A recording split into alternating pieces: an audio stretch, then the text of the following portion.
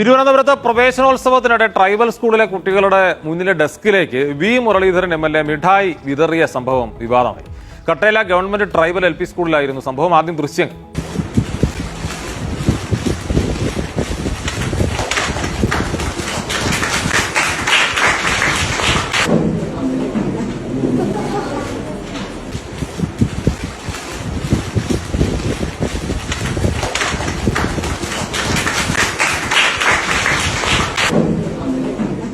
മിഠായി 1, 2, 3 വിരലിൽ എണ്ണാൻ പോലുമില്ല.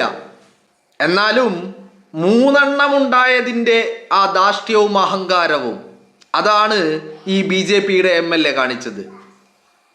ട്രൈബൽ സ്കൂളിലെ വിദ്യാർത്ഥികളാണ്. അതുകൊണ്ട് തൊട്ടുകൂടായ്മ, തീണ്ടിക്കൂടായ്മ, ഏത് ആ സവർണ മനോഭാവം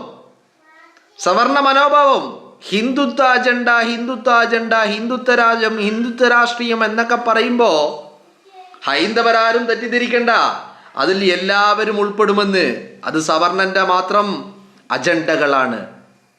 മനസ്സിലായില്ലേ? MLAക്ക് കുട്ടികളെ തൊട്ടുകൂടാ. ഒരു തൊട്ടുകൂടായ്മ, ഒരു തീണ്ടിക്കൂടായ്മ. ഡെസ്കിൽ വിതറിക്കൊടുക്കുക മിഠായി.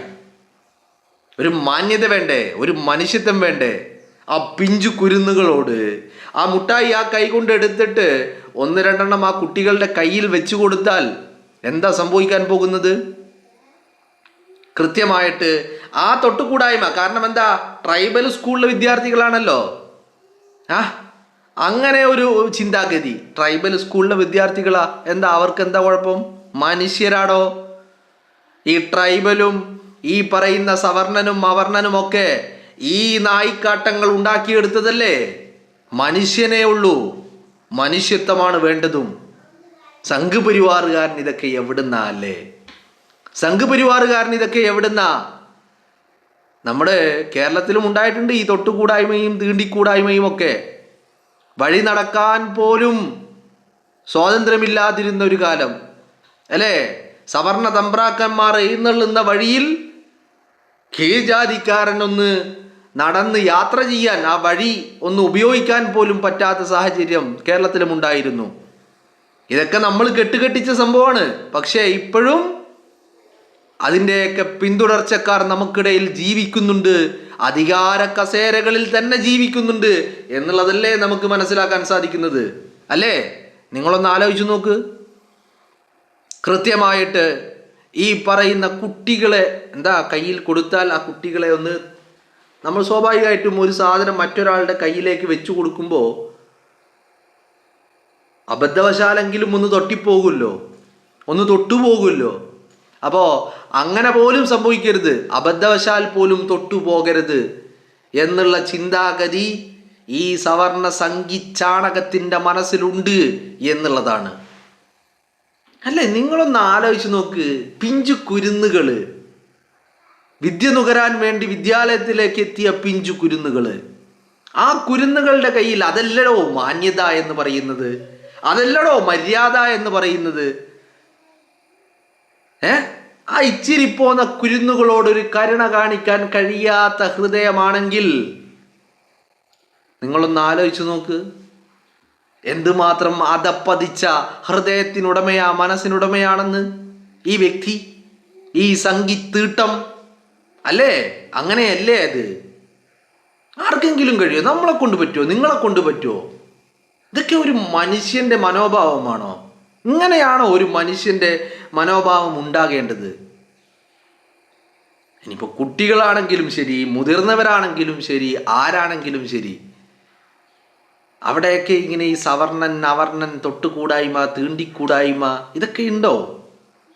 മനുഷ്യനാ അല്ലേ? നിറം പല രീതിയിലായിരിക്കാം, വസ്ത്രധാരണം പല രീതിയിലായിരിക്കാം. മനുഷ്യനല്ലേ? പച്ചയായ മാംസങ്ങളല്ലേ? കീറി മുറിച്ചാൽ രക്തമല്ലേ വരിക? അവിടെ സവർണന്റെ രക്തം അവർണന്റെ രക്തം അങ്ങനെയുണ്ടോ? അവിടെ രക്തമുണ്ട് പല ഗ്രൂപ്പ്. അത് A positive, B positive, O negative എന്നൊക്കെ പറയുന്ന പല രീതിയിലുള്ള രക്തഗ്രൂപ്പുകളാണ്. ഈ രക്തങ്ങളൊക്കെ സവർണനുമുണ്ട് അവർണനുമുണ്ട്. ട്രൈബൽ സ്കൂളിലെ വിദ്യാർത്ഥിക്കും അതേ രക്തങ്ങളുണ്ട്, ഇതേ സാണക ചങ്കിക്കും അതേ രക്തങ്ങളുണ്ട്. എന്ന് പറഞ്ഞാൽ എല്ലാ മനുഷ്യരുടെയും സിരകളിൽ ഓടുന്നത് രക്തം തന്നെയാ. അവിടെ ആ രക്തത്തിന് എന്തായാലും സവർണന്റെയോ അവർണന്റെയോ എന്നുള്ള വ്യത്യാസമില്ല. ഉണ്ടോ? ഇല്ല. ഇനി നമ്മുടെ ഉള്ളിലുള്ള ഓർഗാൻസോ, അതിലെന്തെങ്കിലും വ്യത്യാസമുണ്ടോ? അതിലും വ്യത്യാസമില്ല, അല്ലേ? ഇനി ഒരു അടി കിട്ടി, മോന്ത അടക്കി ഒരു അടി കിട്ടിയെന്ന് വിചാരിക്കുക, എല്ലാവർക്കും വേദനിക്കൂലേ? വേദനിക്കും. സന്തോഷം ഉണ്ടായാൽ ചിരിക്കൂലേ? ചിരിക്കും. മനുഷ്യനാണോ? സംഘ് പരിവാറുകാരൻ എന്ത് മനുഷ്യൻ, എന്ത് മനുഷ്യത്വം, അല്ലേ? സംഘ് പരിവാറുകാരന് ഈ എന്താ പറയേണ്ടത്, കുറേ ഉള്ളത് മുസ്ലിം വിരോധം, പിന്നെ കുറേ ഉള്ളത് ഈ തൊട്ടുകൂടായ്മ, തീണ്ടിക്കൂടായ്മ. ഇപ്പം നമ്മൾ കഴിഞ്ഞ ദിവസം ഉത്തർപ്രദേശിൽ നിന്നൊരു വാർത്ത കണ്ടു, ചില ദൃശ്യങ്ങൾ കണ്ടു. ഒരു ദളിത് വിദ്യാർത്ഥി ക്ഷേത്രത്തിൽ കയറി പ്രാർത്ഥന നടത്തിയതിന് ആ ദളിത് വിദ്യാർത്ഥിയെ ആക്രമിക്കുന്ന, ശിക്ഷിക്കുന്ന കാഴ്ച കണ്ടാലുണ്ടല്ല കരള് പൊട്ടിപ്പോകുന്ന കാഴ്ചയാണത്. അതേ സംഭവം ഇവിടെ പിന്നെ ശിക്ഷിക്കാനൊക്കെ ഇറങ്ങിയാൽ എന്താ പ്രശ്നം എന്നറിയോ? ഇത് കേരളമായതുകൊണ്ടും ശിക്ഷിക്കാൻ ഇറങ്ങിക്കഴിഞ്ഞാൽ ശിക്ഷിക്കാൻ ഇറങ്ങിയവൻ പിന്നെ ജീവനോടെ ബാക്കി ഉണ്ടാവില്ല എന്നുള്ള ബോധ്യമുള്ളത് കൊണ്ടും അത്തരം ശിക്ഷകളിലേക്ക് കടക്കുന്നില്ല. എന്നാലും ഉള്ളിൻ്റെ ഉള്ളിലുള്ള ആ സവർണ ഭ്രാന്ത്, ആ ഒരു വെറുപ്പ് ഇവറ്റകളുടെ ഉള്ളിലുണ്ട് എന്നുള്ളതല്ലേ? നിങ്ങളൊന്ന് ആലോചിച്ച് നോക്ക്, എത്രമാത്രം ക്രൂരതയാണ് ഇതൊക്കെ. ഇപ്പം തന്നോടൊപ്പം വളർന്നിട്ടുള്ള തൻ്റെ പ്രായമുള്ള ഒരു വ്യക്തിയോട് ഇതൊക്കെ ചെയ്തിട്ടുണ്ടെങ്കിൽ ചിലപ്പോൾ അവൻ മുഖം അടിച്ചു പൊട്ടിക്കും. തിരിപ്പോന്ന കുരുന്നുകളായതുകൊണ്ട് അവറ്റകൾക്ക് പിന്നെ ഇതൊന്നും അറിയില്ലല്ലോ, ഇവൻ്റെ മനസ്സിൽ എന്താണ് എന്നുള്ള ചിന്തിക്കാനൊന്നുള്ള മനോഭാവം ഉണ്ടാവില്ലല്ലോ. അല്ലെങ്കിൽ അങ്ങനെയാണോ? ഇങ്ങനെ ഡെസ്കിൽ വിതറി കൊടുക്കാനാണോ? എന്നാൽ പിന്നെ ഈ വാങ്ങാതെ വന്നാൽ പോരെ? ആരെങ്കിലും പറഞ്ഞോ മിഠായി വാങ്ങിയിട്ട് വരാൻ? ആരെങ്കിലും പറഞ്ഞോ? പറഞ്ഞിട്ടില്ലല്ലോ. പിന്നെ ഇതാരെയോ കാണിക്കാൻ വേണ്ടി ഇതൊക്കെ വാങ്ങി വന്ന് ഇതൊക്കെ ഒരു മര്യാദയില്ലാതെ ഡെസ്കിലൊക്കെ വാരി വിതറുന്ന, അതും മനുഷ്യ കുഞ്ഞുങ്ങളാണ്, അല്ലേ? മനുഷ്യരാണ്, പ്രായമല്ലല്ലോ. വലുതോ ചെറുതോ, പ്രായം കുറഞ്ഞതോ പ്രായം കൂടിയതോ, ഏത് കസേരയിൽ ഇരിക്കുന്നു, ഇതൊന്നല്ലല്ലോ. മനുഷ്യനാണടോ. ആ മനുഷ്യത്വത്തിനൊരു വില കൽപ്പിക്കണ്ടേ? അതിനോടൊരു മര്യാദ കാണിക്കണ്ടേ? ഇതൊന്നും കഴിയാത്ത വ്യക്തി എങ്ങനെയാണ് രാജ്യസ്നേഹം, പൊതുസേവനം, പൊതുപ്രവർത്തനമൊക്കെ നടത്തുന്നത്? എങ്ങനെ നടത്തും? ഉള്ളിൻ്റെ ഉള്ളിൽ വെറുപ്പും വിദ്വേഷവും തൊട്ടുകൂടായ്മയും തീണ്ടിക്കൂടായ്മയും ഒക്കെ കൊണ്ടു നടക്കുന്ന ആളുകൾ. ഇതിപ്പോൾ നമ്മൾ ഈ പ്രശ്നങ്ങളൊക്കെ നമ്മൾ എവിടെ കണ്ടതാ? നമ്മൾ ഉത്തരേന്ത്യകളിൽ നിരന്തരം കാണുക. അമ്പലത്തിൽ പോലും പ്രാർത്ഥിക്കാൻ പോലും, ആരാധനാലയത്തിൽ പോലും പ്രവേശിക്കാൻ കഴിയാത്ത ദളിതരായിട്ടുള്ള ആളുകൾ. അവൻ്റെയും ഇവൻ്റെയൊക്കെ വിശ്വാസം ഒന്നാ, അവൻ്റെയും ഇവൻ്റെയൊക്കെ ദൈവം ഒന്നാ. പക്ഷേ അവന് ആരാധനാലയത്തിൽ പ്രവേശിക്കാൻ പാടില്ല. പ്രവേശിച്ചാൽ അത് വലിയ കുഴപ്പാ. വിശ്വാസങ്ങളിലൊന്നും ഒരു മാറ്റമില്ല, വിശ്വാസങ്ങളൊക്കെ ഒരേ വിശ്വാസങ്ങളാ. പക്ഷെ അവന് മാത്രം അകത്ത് കടക്കാൻ പാടില്ല. അതേ മനോഭാവം നോർത്ത് ഇന്ത്യയിൽ നമ്മൾ കണ്ടുകൊണ്ടിരിക്കുന്ന സവർണ രാഷ്ട്രീയത്തിൻ്റെ മനോഭാവം, അതും പേറിക്കൊണ്ടാണ് ഈ വി മുരളീധരനെ പോലെയുള്ള ആളുകളൊക്കെ കേരളത്തിൻ്റെ നിയമസഭയിൽ പോയിരിക്കുന്നത്. ലജ്ജിക്കണം, കേരളം ലജ്ജിക്കണം, അല്ലേ? നമ്മൾ പാപഭാരത്താൽ തല താഴ്ത്തേണ്ടി വരും. കാരണം ഇത്തരക്കാരെ ഒന്നുമല്ല തെരഞ്ഞെടുത്ത് കേരളത്തിൻ്റെ നിയമസഭയിലേക്ക് പറഞ്ഞു വിടേണ്ടത്. മറ്റെന്തുമാവട്ടെ, അല്പം മനുഷ്യത്വം കാണിക്കാൻ കഴിയാത്ത വ്യക്തികളെ ഒന്നും ഒരിക്കലും കേരളത്തിൻ്റെ നിയമസഭയിലേക്ക് തെരഞ്ഞെടുത്ത് പറഞ്ഞു വിടേണ്ടവരല്ല. അതാ ഞാൻ പറഞ്ഞത്, നമ്മൾ ലജ്ജിക്കേണ്ടി വരുമെന്ന്. മനസ്സിലായില്ലേ? നാണം കൊണ്ട് നാണം കിട്ട് ഈ മൂല്യങ്ങൾക്ക്, മനുഷ്യത്വ മൂല്യം, അങ്ങനെ ഒരു മൂല്യം ഉണ്ടല്ലോ, അത് മാത്രമാണ് മൂല്യങ്ങൾ എന്ന് പറയുന്നത്. മനുഷ്യനാവുക, മനുഷ്യത്വം ഉണ്ടാവുക. അതിനൊന്നും സാധിക്കുന്നില്ലെങ്കിൽ ഇത്തരക്കാരെയൊക്കെ നിയമസഭയിലേക്ക് പറഞ്ഞു വിട്ടത് വലിയ വലിയ വില നൽകേണ്ടി വരികയാണ് സമൂഹം എന്ന് പറയുന്നത്. തിരിപ്പോന്ന കുരുന്നുകളോട് പോലും ഒരിറ്റ് കരുണ കാണിക്കാൻ കഴിയാത്ത, അവരെ പോലും ഒരു മനുഷ്യൻ, തന്നെപ്പോലെയുള്ള ഒരു മനുഷ്യക്കുരുന്നായിട്ട് നോക്കിക്കാണാൻ സാധിക്കാത്ത ആളുകൾ. അല്ലേ? അതല്ലേ ഇപ്പം ഇത് നമ്മൾ കണ്ടത്. ഇത്രയും ദൃശ്യങ്ങളിൽ ഇത്രയും ക്ലാരിറ്റിയോടുകൂടി നമ്മുടെ മുന്നിൽ ഇതൊക്കെ വന്ന് നിന്നിട്ട് ഇനി ഇതും വിശ്വസിക്കാൻ നമുക്കിനി വേറെ എന്തെങ്കിലും റീസൺ വേണോ? ഈ കണ്ടതിന് അത് മനസ്സിലാക്കാൻ ഇനി എന്തെങ്കിലും വിശദീകരണത്തിൻ്റെ ആവശ്യമുണ്ടോ? നമുക്ക് വേണോ? വിശദീകരണങ്ങളൊന്നും വേണ്ടല്ലോ. മലയാളി അങ്ങനെയല്ലേ? നമുക്ക് കണ്ടതും നമ്മൾ കേൾക്കുന്നതും എന്താണ് എന്ന് മനസ്സിലാക്കാനുള്ള ഒരു തിരിച്ചറിവ്, ഒരു വകതിരിവ് ഇത് മലയാളിക്കില്ലേ? ഉണ്ട്, മലയാളിക്ക് അതുണ്ട്. അപ്പോൾ ഇതൊന്നും ഇനി ഒരാൾ പ്രത്യേകം നമുക്ക് എന്താക്കേണ്ട ആവശ്യമില്ല, വിശദീകരിച്ച് തരേണ്ട കാര്യമില്ല. അപമാനിക്കുന്നതും അപഹസിക്കുന്നതും മനുഷ്യരെ തന്നെയാണ്. എന്താ കാരണം? ട്രൈബൽ സ്കൂളിലെ വിദ്യാർത്ഥികളാണ്.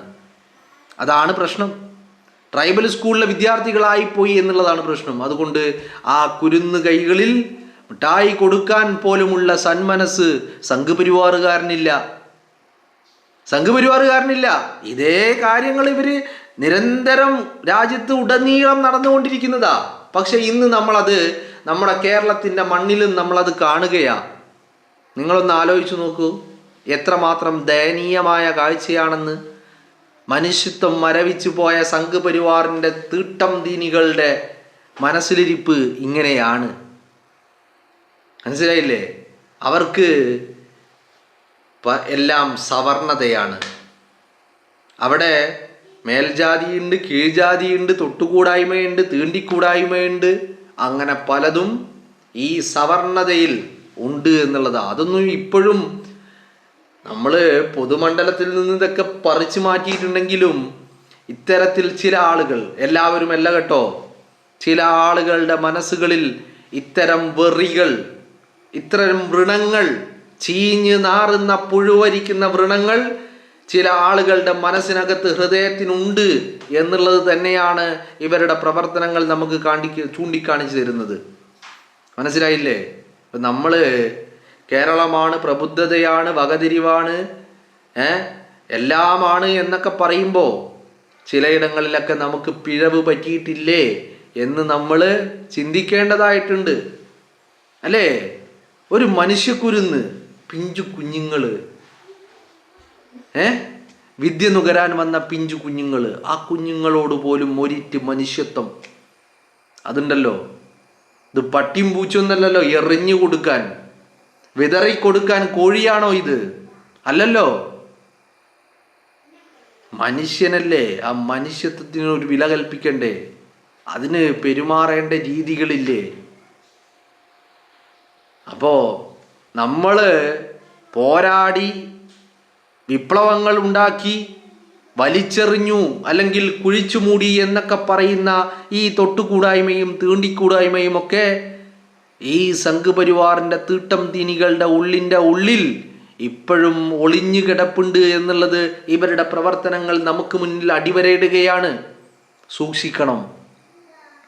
കാരണം ഇത്തരം പ്രവർത്തനങ്ങളിൽ നിന്നാണ് വിദ്വേഷത്തിൻ്റെ, വെറുപ്പിൻ്റെ വിത്തുകൾ മുളച്ചു തുടങ്ങുന്നത്, മുള പൊട്ടുന്നത് എന്നുള്ളതാണ്. അങ്ങനെ വിദ്വേഷത്തിൻ്റെ, വെറുപ്പിൻ്റെ വിത്തുകൾ മുള പൊട്ടിക്കഴിഞ്ഞാൽ പിന്നെ നമ്മുടെ കേരളം എന്താകും? ഒരു രക്ഷയുമില്ലാതെയാകും.